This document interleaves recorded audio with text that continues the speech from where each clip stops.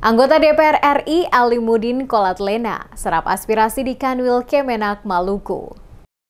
Anggota Komisi 8 Dewan Perwakilan Rakyat Republik Indonesia (DPR RI) Alimuddin Kolatlena melakukan kunjungan silaturahmi ke kantor wilayah Kementerian Agama Kanwil Kemenak Provinsi Maluku. Kedatangan legislatur asal Maluku ini disambut hangat oleh Kepala Kanwil Kemenak Provinsi Maluku yang diwakili Kepala Bidang Bimbingan Masyarakat Islam atau Bimas Islam Yasir Rumadaul bersama para pejabat eselon 3 lainnya di Aula Lantai 3 Kanwil Kemenak Maluku pada Senin 16 Desember.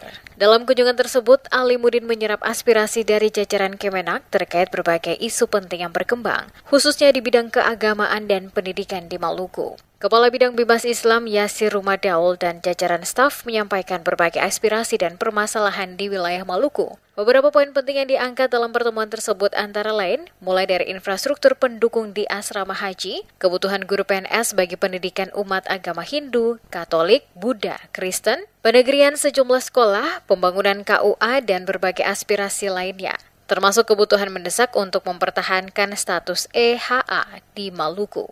Khusus kuota haji untuk Maluku, Yasir Rumadaul mengatakan perlu ditambah mengingat hingga tahun 2024 masih ada calon jemaah haji yang belum bisa diberangkatkan, padahal sudah mengantri selama 19 tahun.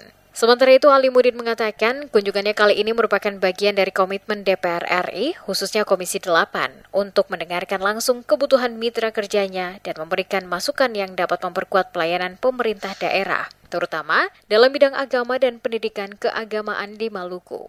Politisi Partai Gerindra ini menjelaskan Presiden Prabowo Subianto memberikan perhatian besar terhadap pembangunan keagamaan, toleransi, dan peningkatan sumber daya manusia atau SDM di bidang agama. Menurut Alimuddin, isu agama merupakan aspek penting dalam kehidupan berbangsa dan bernegara, karena pembinaan umat tidak hanya bertujuan meningkatkan kualitas SDM, tetapi juga membangun akhlak yang mulia.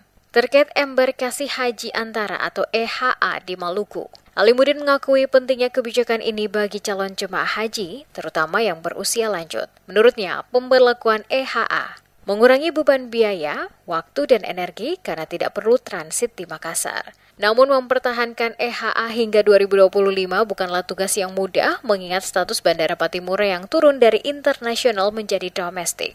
Selain itu, untuk menjadi embarkasi haji penuh, diperlukan berbagai persyaratan seperti peningkatan status bandara dan perluasan area pendukung. Kendati demikian, dirinya tetap berupaya agar status EHA ini bisa dipertahankan di 2025, bahkan jika memungkinkan ditingkatkan ke embarkasi penuh. Kalau ke embarkasi penuh kan ada banyak syarat yang harus kita penuhi.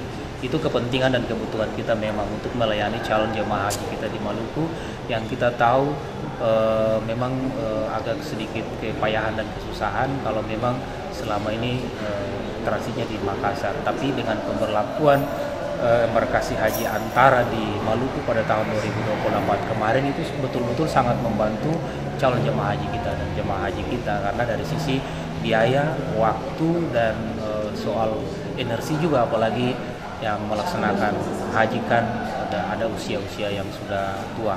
Karena itu kita menginginkan supaya kita akan perjuangkan supaya embarkasi haji antara itu 2020 masih tetap diberlakukan.